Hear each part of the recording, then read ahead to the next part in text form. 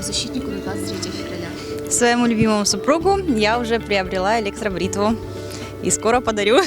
Скоро 23 февраля. Что бы вы хотели получить в подарок?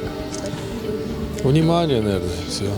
Я бы подарила ему букет из носков. А что бы вы хотели получить в подарок? Не бритву и не носки.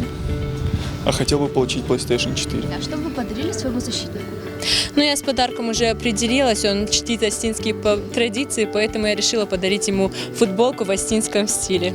Зачем что-то получать на 23 февраля? Это не грандиозный праздник. Это не день рождения и не Новый год, к примеру.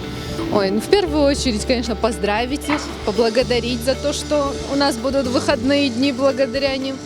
А так, из защитников дедушке я буду дарить остинскую лиру Костахи Тагурова, потому что он очень давно хотел эту книжку, он свою книжку потерял.